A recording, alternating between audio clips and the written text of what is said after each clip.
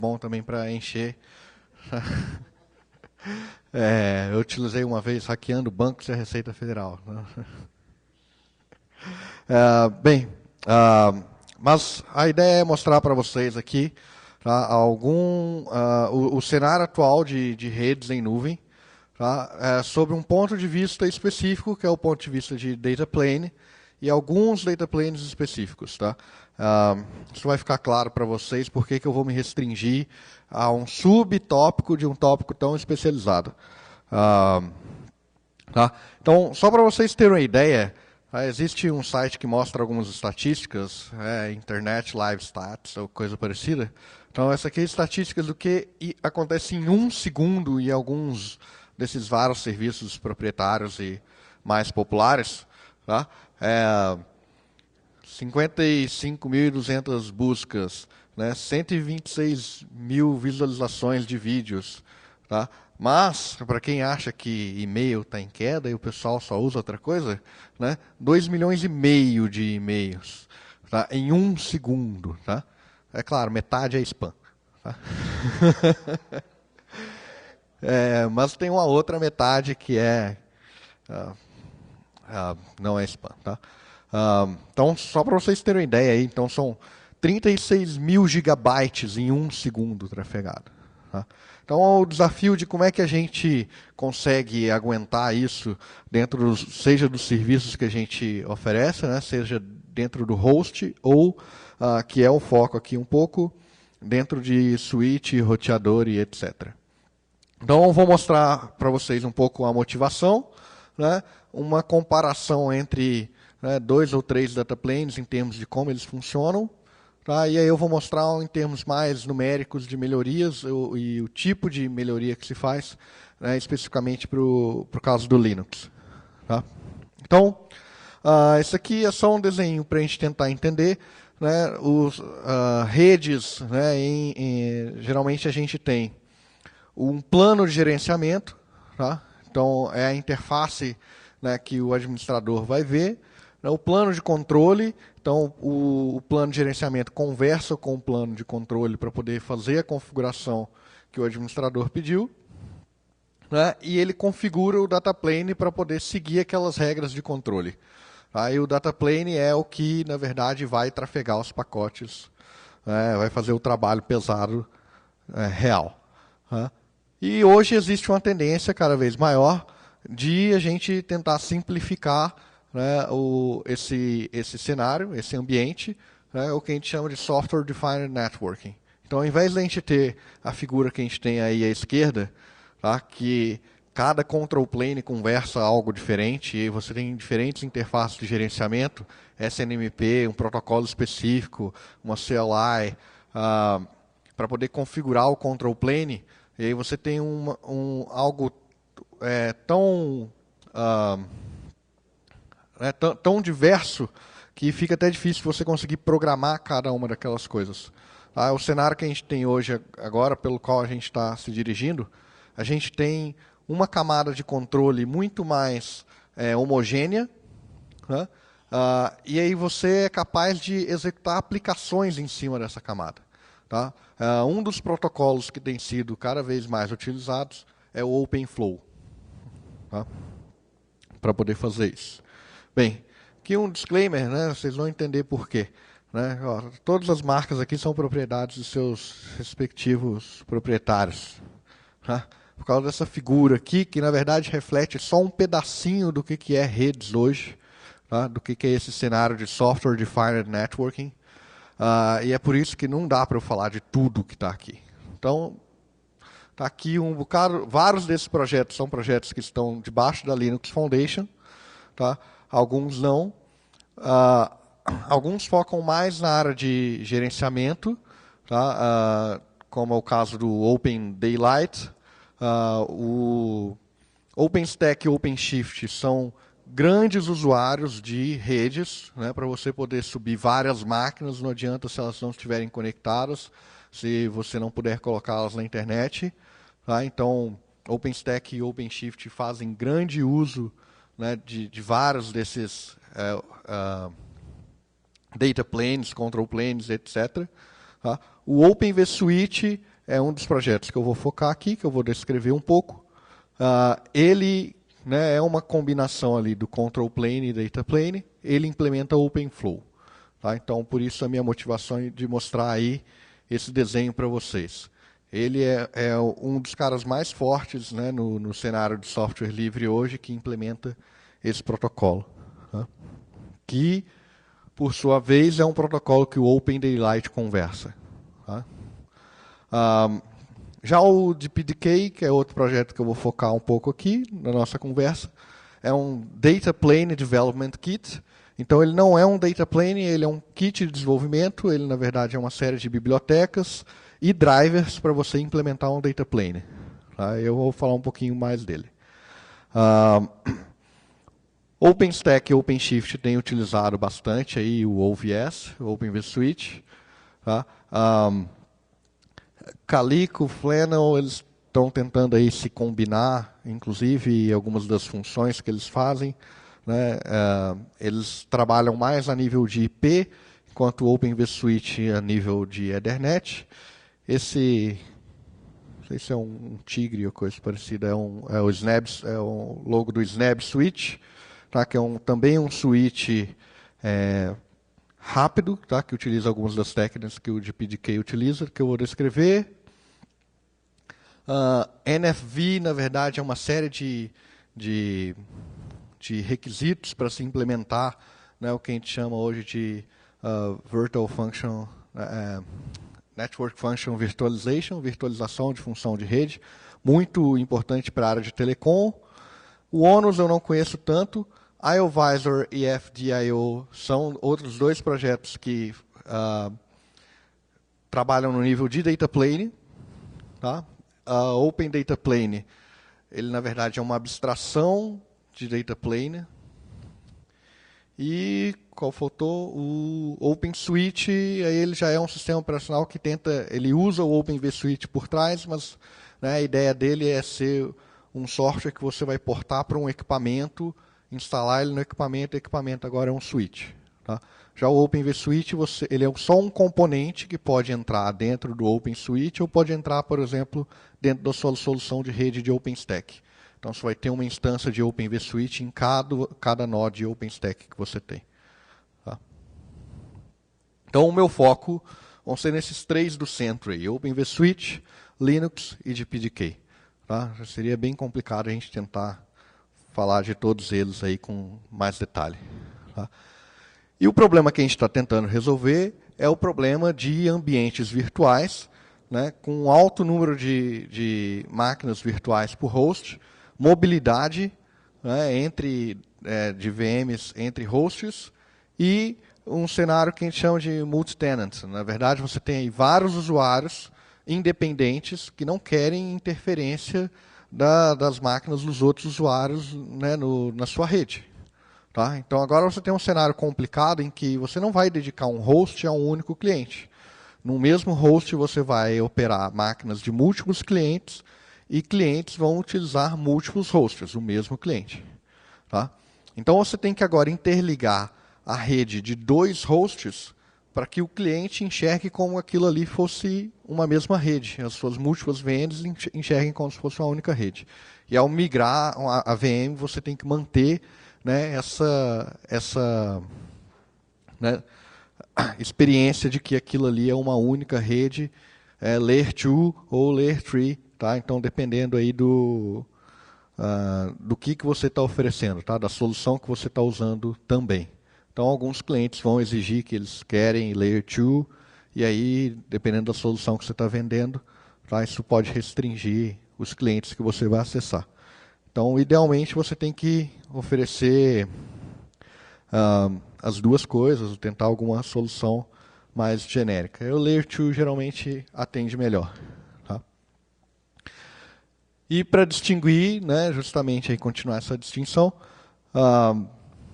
os componentes de rede a gente tem hosts, tá? São os endpoints de redes, né, é o que está executando a aplicação, é o seu servidor web, é o telefone que está na mão do usuário, é o seu sistema de accounting, tá? São os hosts que estão recebendo ou gerando tráfego.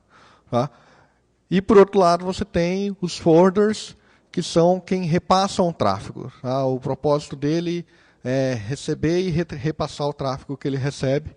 Tá? E ele tem que decidir para qual porta vai. E aí ele pode operar tanto em Layer 2 quanto Layer 3.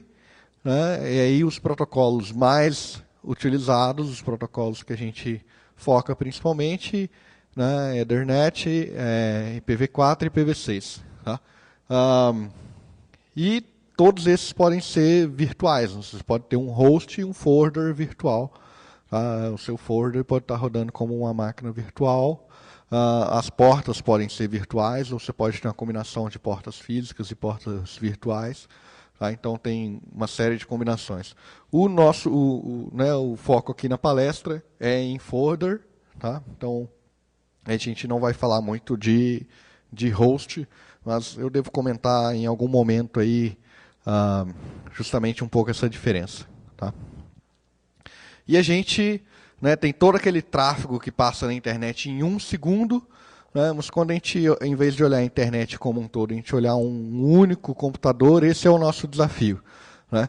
Para utilizar uma interface 10 gigabits, que nem é o top hoje, o top a gente já está falando de 40 e 100, a gente tem que começar a resolver o problema de 40 e 100, né? Só que eu vou mostrar para vocês que o de 10 ainda tem alguns desafios, né, para a gente conseguir pensar em resolver o problema de 100. Né? Se você for transmitir o menor pacote possível, tá? É um pacote que tem 84 bytes no total, dos quais 64 são úteis, isso incluindo, né, o cabeçalho Ethernet. Dos 64, incluindo o cabeçalho Ethernet. O overhead que a gente tem ali é interframe gap. Então, entre um frame e outro, você tem que ter um tempo ali para poder haver a detecção, né, de colisão. Você tem o CRC e você tem, né, o FCS. Né, e você tem o... Me fugiu o nome agora. Isso significa, né, nessas condições, para que a gente fosse capaz de operar em line rate e encher né, gastar os 10 gigabits por segundo, a gente teria que transmitir, receber, processar 14,88 megapacotes por segundo. Né? 14.880.000 pacotes a cada segundo tem que ser processados, né, no seu servidor. Tá? Isso significa que se você for dedicar apenas um core para fazer isso, esse core teria que ser capaz de, em 67 nanosegundos, processar um pacote. Para vocês terem uma ideia, o acesso à caixa L3 no Ivy Bridge toma em torno de 12 nanosegundos. Tá? Se for um cache miss, né, em torno de 32 nanosegundos, né, e a estrutura de dados que o Linux usa ocupa, acho que, 4 linhas de cache, ou seja, daria o dobro, né, do tempo que a gente tem disponível para processar um pacote se a gente tivesse miss. Tá? Felizmente, muitas vezes o dado está quente ali na caixa, então a gente não tem esse cache miss a cada pacote. Tá? Então, o que é necessário fazer, né, no Linux e nesses vários outros projetos é reduzir o tempo de processamento e aumentar a escalabilidade. Só assim a gente vai conseguir operar com essa taxa. Tá? Então, nem sempre se considera a possibilidade de que vamos conseguir fazer isso com um único core. Tá? Eu vou mostrar para vocês alguns números aqui, que para a gente conseguir atingir esse line rate, são necessários múltiplos cores. Tá? Então, você chegar e dizer, meu servidor faz, né, esses 14,88 megapacotes por segundo, tá, mas com quantos cores? Né? Quantos cores ele usa? Então, você vai lá comprar uma máquina, né, com 12 cores, né, você só tem um sobrando porque a máquina usa 11 para processar pacote. Tá? Então, é um desafio. Né? Então, só resolver o problema de escalabilidade não é suficiente. A gente tem que conseguir processar mais pacotes, né, num mesmo core. Então, agora eu vou descrever melhor, então, esses data planes. Né, qual é o código hoje que faz esse trabalho? né, dos 3 projetos que eu mencionei. Então, o primeiro deles, muitos de vocês conhecem, é o Linux. Tá? E o Linux, ele é um roteador, né, já aprovado, né, muita gente usa como roteador, tá? E o número de funcionalidades disponíveis nele é imenso. Né? Quem tem experiência aí com o Linux em redes sabe o valor de utilizar um iptables, né, um netfilter com contract, né, em termos de offload, tá, que permite que a placa faça parte do processamento, a gente tem checksum e segmentation and receive offload. Tá? Para quem não conhece, né, essas funcionalidades, são funcionalidades de driver e da placa. Tá? Então, o hardware e aí o driver e toda a stack tem que ser capaz de jogar isso para o hardware, que é fazer o checksum, verificar o checksum. Tá? E aí você reduz o tempo de processamento, a placa está fazendo isso, você não gasta CPU para fazer. Segmentation é você poder transmitir um pacote muito grande, muito maior do que a MTU, e o trabalho de quebrar em vários pacotes do tamanho da MTU fica por conta da placa. E o Receive Offload é o contrário disso, é a placa conseguir agregar múltiplos pacotes em um grande pacotão. Tá? Isso também pode ser, esse Segmentation Receive Offload também tem um Generic Segmentation Offload, Generic Receive Offload, que a stack faz isso logo no início do processamento. Tá? Então, isso permite que todo o resto da stack, ao invés de ter que processar 10 pacotes, processa um só. É um pacote com 10 vezes o tamanho. Tá? Então, ao invés dela ter que, né, operar com 14.88, ela vai estar operando, né, com 1.4 megapacotes por segundo. Isso reduz bastante. Tá? Não é somente o número de bytes que importa aqui, é o número de pacotes, tá? É crucial nesse tempo de processamento aí. Tá? Linux tem implementações de vários túneis, implementação de IPsec, tá? Traffic Control, Traffic Shaping, Queuing, tudo isso muito bem implementado, tá? Já bem conhecido, muito bem utilizado. Suporte a VLANs, Mac VLAN, Bonding, Team, que é uma espécie de bonding. O gerenciamento de Linux é bem conhecido, né? Um bom número de profissionais familiarizados sabem como que configura tudo isso. Tá? Então, qualquer coisa que venha substituir o Linux e dizer eu sou mais rápido, você é mais rápido, só que você não faz nada. Tá? Então, ele tem o desafio de também, né, fazer tudo que o Linux faz, ou ele vai ser uma ferramenta que, olha, minha ferramenta é especializada, né, eu consigo trafegar dado muito mais rápido, eu não tenho feature X, Y, Z que o Linux tem, né, mas você não precisa dela, né, funciona legal, muito bem, você não precisa de tudo que o Linux tem. Então, esse é um desafio que o Linux tem à frente, que é tentar fornecer, né, esse tipo de velocidade de 14.88 megapacotes por segundo em um único core, de tal forma a manter todas essas funcionalidades, né, mas não quando ele faz esse processamento, né, mas poder utilizar o Linux para essas outras funcionalidades que algumas pessoas querem hoje. Né? Além de roteamento, o Linux também funciona como uma bridge. Então, você tem o driver Linux Bridge, né? Você consegue adicionar portas físicas e portas virtuais. A gente tem também mais funcionalidades, NetFilter aí com iptables. Você tem notificação do Forward Database através de Netlink. Ou seja, você pode ter uma aplicação ali que, né, recebe notificações, consegue fazer gerenciamento, controle de estatística. Tá? Tem novas funcionalidades sendo adicionadas ali de estatísticas no Linux Bridge. Né? Multicast Snooping, Carrier, então várias funções que Linux como uma bridge tem, tá? E pode oferecer para você. Então, o Linux pode operar tanto Layer 3 como Layer 2, né? Faz o forward com essas várias funcionalidades. Já o Open vSwitch, tá? Ele É programável com OpenFlow e OVSDB, então isso é algo que o Linux não tem. Tá? Se você quiser utilizar OpenFlow, você precisaria de uma solução como Open vSwitch. Suporta monitoramento com SFlow, NetFlow, IPFix. Tá? Então, se você quiser ali ter fazer todo um controle de estatística da sua rede, você tem esses protocolos. Tá? Eu vou mostrar o que esse é in-kernel data path e megaflows, vou tentar explicar mais ou menos logo a seguir para vocês.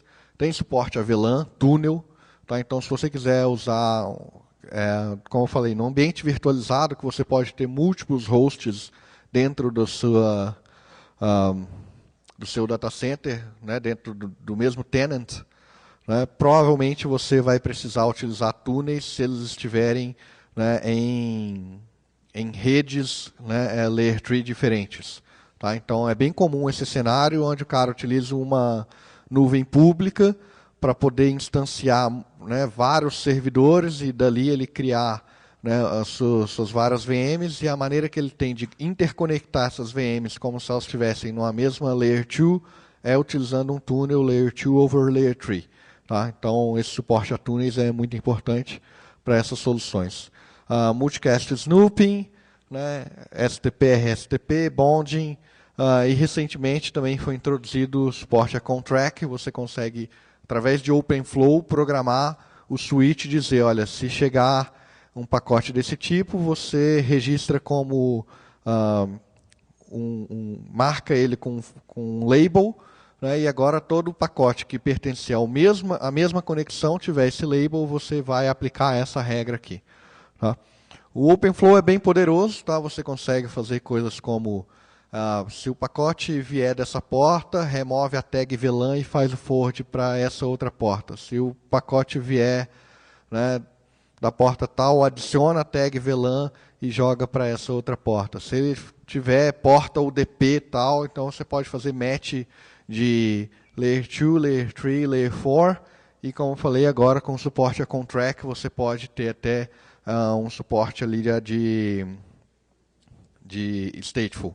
Tá? Então, se for essa conexão TCP, né, aplique essa regra. Tá? Então, tem o Open vSwitch é bem poderoso, várias extensões ao OpenFlow, o Contract é uma delas. Tá? Bem, e aí, para falar um pouquinho de DPDK, vou mostrar como o DPDK pode ser usado, voltar um pouquinho e falar como o Open vSwitch funciona, o que significa aquele in-kernel data path. Tá? Então, basicamente, você tem um daemon, que é esse vSwitchD, tá? E ele pode operar com o Linux, com o módulo Open vSwitch no Linux, tá? Que faz o trabalho pesado. Então, toda a comunicação OpenFlow vai para o vSwitchD, e agora ele espera chegar pacote, e quando chega o pacote ele aplica a regra. Tá? Só que imagine um daemon em user space fazendo isso. Tá? Vai ser lento? Tá? Ou não? Kernel é mais rápido que user space, e user space é mais rápido que kernel. Quem sabe a resposta aí? Bem, essa na verdade é uma questão que o DPDK apresenta para a gente. Tá? Mas basicamente, o vSwitch, se ele for operar em nível de OpenFlow, se ele for processar todas as regras de OpenFlow todas as vezes, ele seria muito lento. Tá? Então, o que acontece é que, quando chega o primeiro pacote, acontece o que a gente chama de um flow table miss, tá? Ele chega no kernel, tá? O pacote, e ele vai para um módulo especial no Linux, de Open vSwitch, e ele consulta uma tabela. Se ele não acha nada naquela tabela, ele manda via netlink para o vSwitchD, que faz o processamento. Opa, para esse fluxo aqui, que é com esse endereço IP, essa máscara de IP, eu preciso que você mande para a porta tal.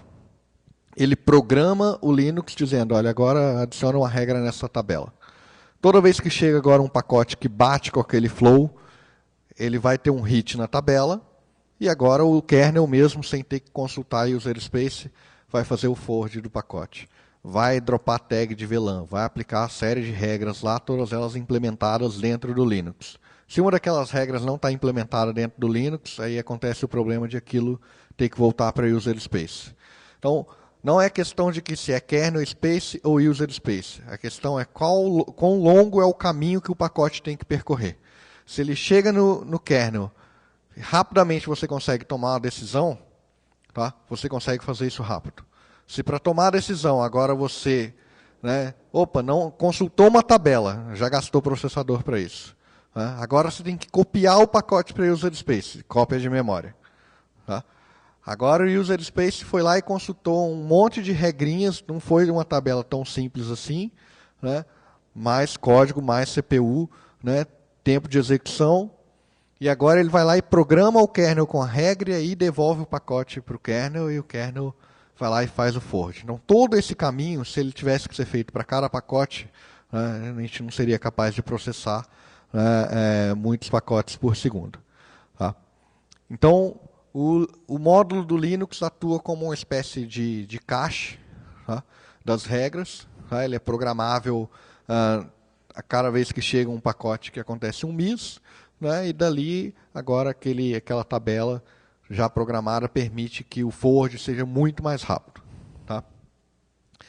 Se você estiver utilizando um sistema operacional diferente, ou você não tiver esse módulo disponível, tá?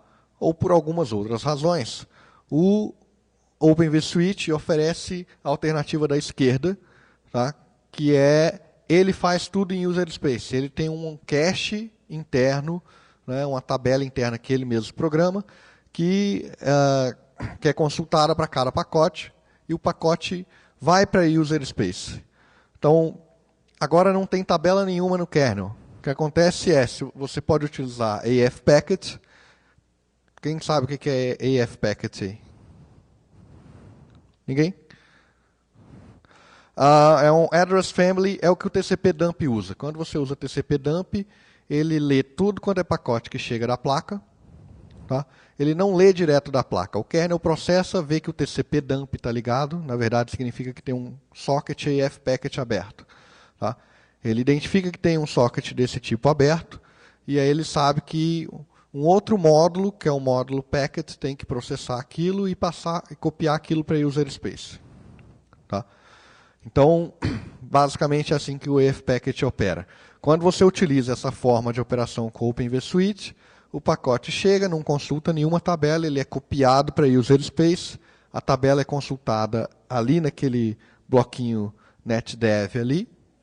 Tá? Se tem um hit, beleza, ele já faz o forward e manda via AF-Packet para outra porta também.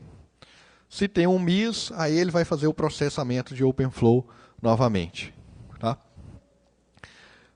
Por que isso é mais lento do que usar um módulo do Linux? Porque você tem que fazer a cópia de kernel space para user space sempre. Tá?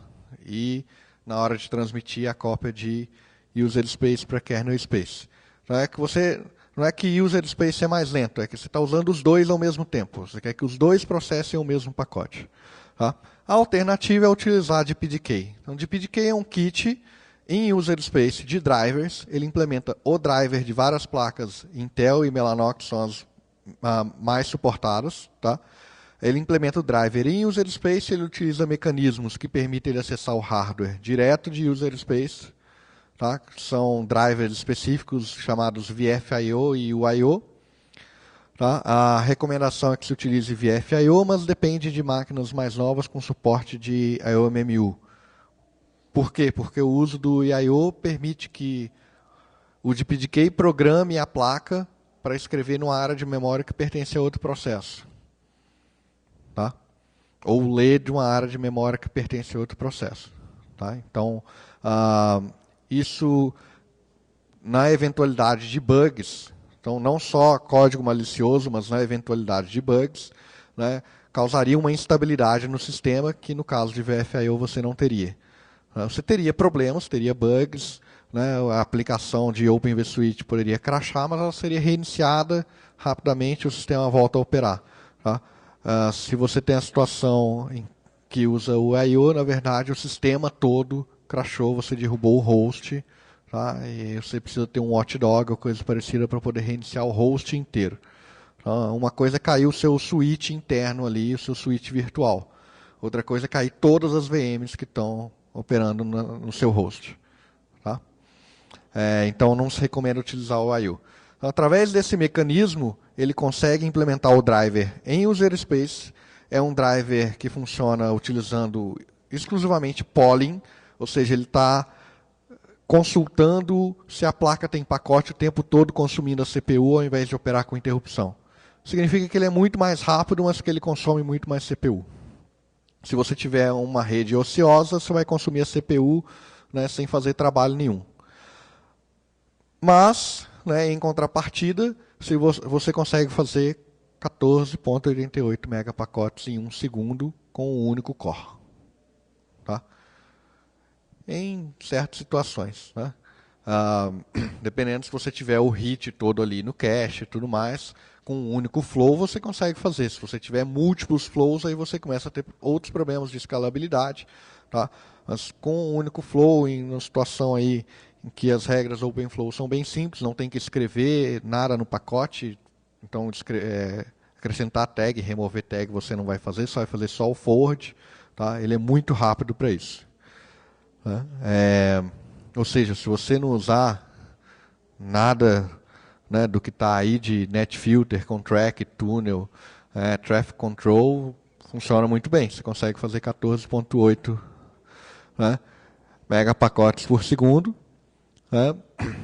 Então, isso aí é mais ou menos o que eu já expliquei. O melhor suporte que a gente tem hoje é Intel e Mellanox. Tem uns 2 outros fabricantes ali, acho que uma placa da Broadcom e uma da Chelsea.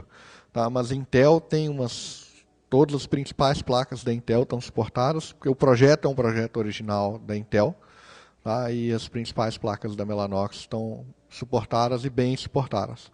Tá? Mas tem tido muitas atividades, então espera-se que tenha cada vez mais suporte a mais placas. Tá? E VirtIO também é suportado, então se você quiser rodar de BDK dentro do Guest, você pode também. Tá? Então, alguns números aqui. Tá? Os números não são oficiais, não trate isso como promessa de performance. Tá? Então, o cenário que a gente tem é um cenário com UDP, pacotes pequenos. Tá? Esse é o cenário que é o cenário de grande desafio. Porque com TCP, geralmente se utiliza nos offloads de TSO, GSO, faz com que você combine múltiplos pacotes em um único pacote. Isso diminui bastante a necessidade de processamento. Tá? Existem sim alguns cenários, né, de TCP, quando acontece perda, quando acontece reordenação, que algum bug ou alguma melhora que precisa ser feita na stack do Linux, em termos de host, né, faça com que exista uma degradação de performance. Tá? Mas, geralmente, existe outra correção que aparece. Tá? Então, existe ali, sim, oportunidade de melhorar, mas é uma oportunidade muito pequena em cenários muito específicos para trabalhar com TCP. O grande desafio que a gente tem, né, é medir, né, e performar bem, desempenhar bem quando a gente está trabalhando com pacotes UDP muito pequenos, né, aquele 60 bytes. Tá? Então, os testes foram feitos com esse cenário. Tá? Então, foi usado ali um Xeon, né, E5, né, uma placa Intel de 2 portas. Tá? Foram feitos alguns tunings ali, porque parte do trabalho envolveu, eu vou apontar inclusive onde se explica por que foi desabilitado isso e como se faz isso. Tá? Tem um link um pouquinho mais à frente. Tá? E o resultado foi, uma única CPU faz 1.2 megapacotes por segundo. Tá? Mas tem um problema a mais. Não escala. Se você coloca 8 CPUs, você atinge 6.2 megapacotes por segundo. Se você coloca mais CPUs, não é que não melhora, piora. Tá? Então, esses números são com HEL 7.1. Tá? Bem, isso é fazendo roteamento. Tá? Esses testes e as melhorias foram feitas pelo Alex Dweck. Tá? O trabalho é sempre feito upstream primeiro. Tá? Então, a Red Hat sempre trabalha primeiro upstream. Então, todo o trabalho que ele fez, ele mediu com o HEL 7.1, foi lá e viu que o mesmo problema existe upstream. Tá? E ele foi lá e resolveu o upstream. Corrigiu todo o código do Linux, contribuiu para a comunidade. Tá? E aí a Red Hat vai utilizar dessas melhorias que ela, né, enviou para a comunidade e aplicar nos produtos dela. Tá? Então, não são somente correções. Tá? No HEL 7, né, a cada nova versão minor, você tem muitas melhorias que são aplicadas. Tá? Então, boa parte dessas melhorias que ele fez, né, e outras melhorias que foram feitas upstream, né, passaram a estar disponíveis no HEL 7.2. Esse é o link, tá? É um post de blog, né, escrito pelo Alex Dweck. Ele documenta, né, todas essas otimizações ali. Ele descreve por que, né, problemas podem ser causados se você tiver flow control, se você tiver um work balance, se você não fizer um mapeamento de CPUs e tudo mais. Então, ele descreve algumas otimizações, alguns tunings que podem ser feitos. Tá?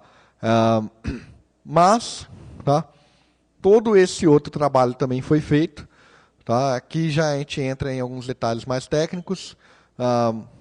Uma das coisas que geralmente o Linux, por ter que suportar múltiplas arquiteturas, todo driver tem que suportar múltiplas arquiteturas de uma maneira limpa, um código legível e tudo mais. Então, existem primitivas para você, né, fazer o que a gente chama de barreiras de DMA. Toda vez que a placa escreve na memória, antes de você acessar a memória, você tem uma primitiva para sincronizar, tá? E limpar eventualmente uma cache que se refere àquela mesma memória, por exemplo. Tá? Para você não ler um dado antigo que o processador não está ciente que foi atualizado, porque o hardware atualizou aquela área de memória. Tá? Então, existe o que a gente chama de barreiras de DMA. Elas foram introduzidas novas primitivas para evitar, né, algumas situações em que as primitivas eram muito pesadas. Tá? Então, outra coisa, o alocador de memória, tá, de pacotes de rede, de SKB, né, ele desabilitava a interrupção. Então, foi criado um alocador específico para SKB Page Fragment, que evita desabilitar interrupção, tá, que causa alguns problemas de escalabilidade. Tá? Esse Transmit More, eu vou falar um pouco... acho que eu preciso falar dele agora.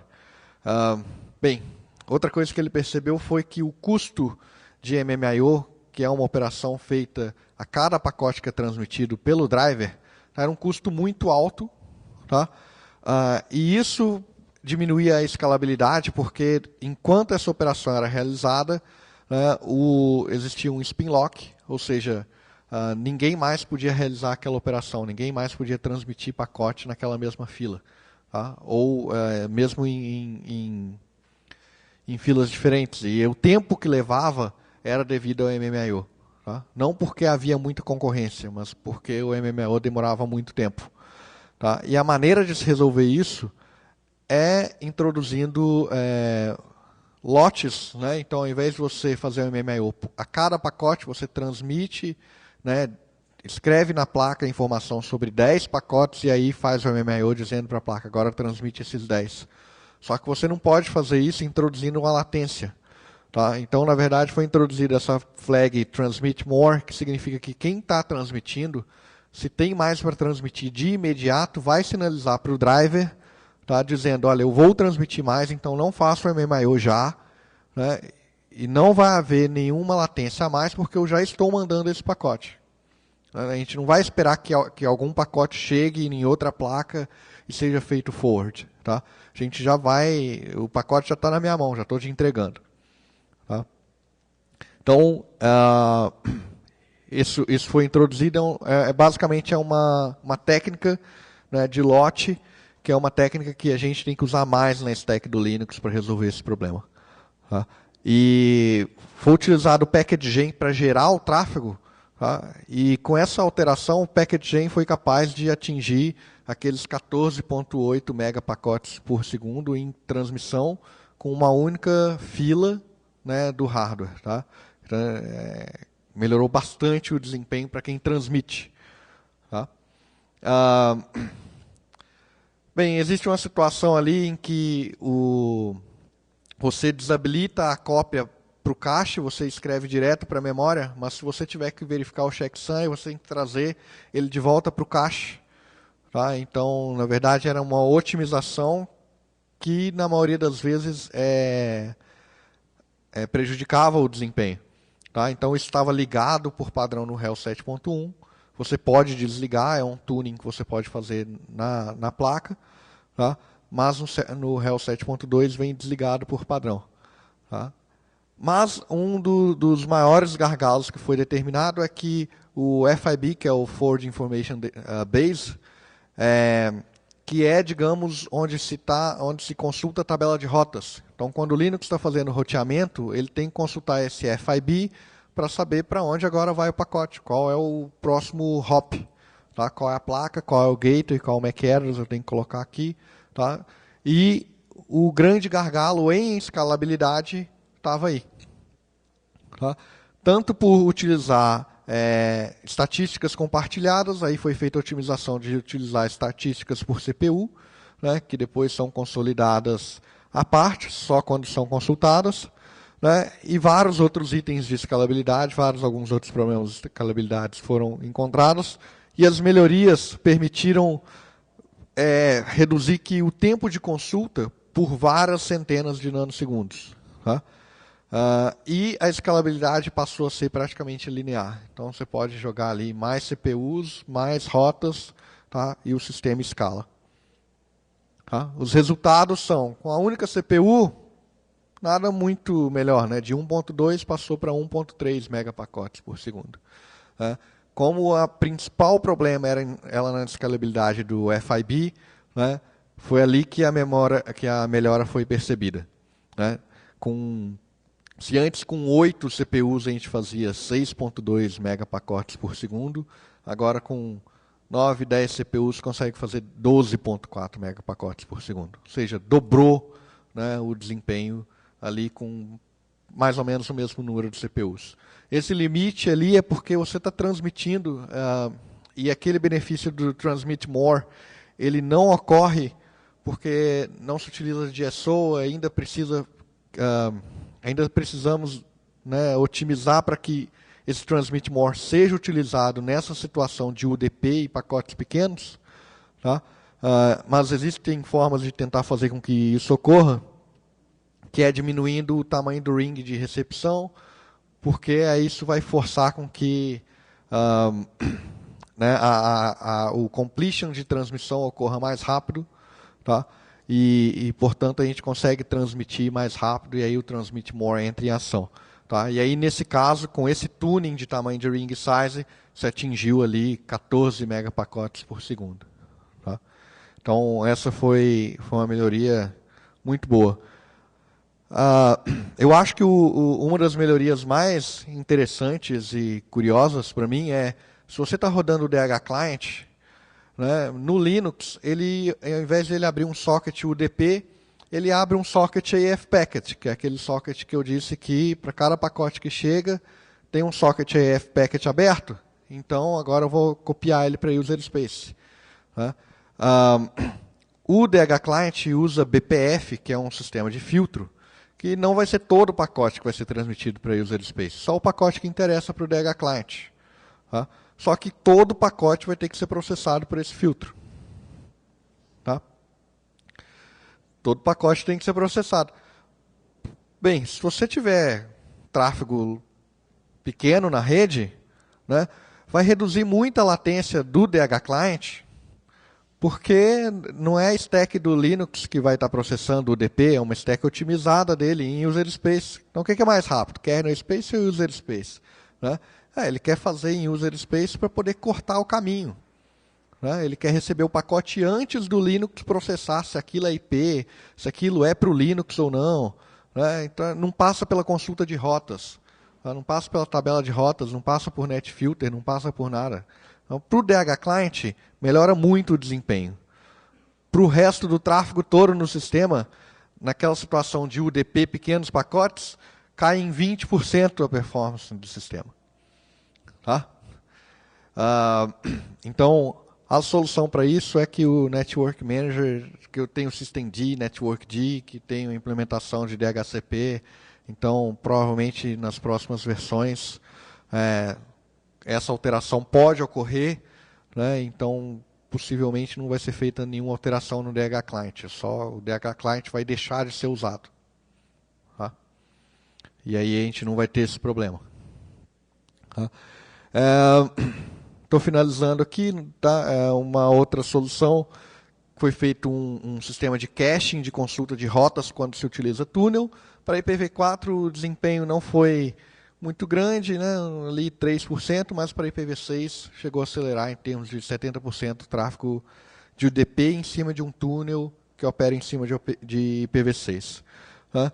Vários trabalhos que estão aí em andamento, alguns trabalhos em NetFilter, tem trabalho aí de fazer lote, a alocação de memória é um grande gargalo, então também é uma melhoria que tem sido feita, né? E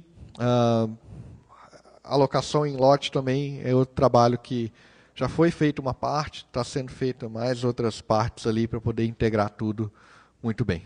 Tá? Então, é isso. Vou abrir para perguntas.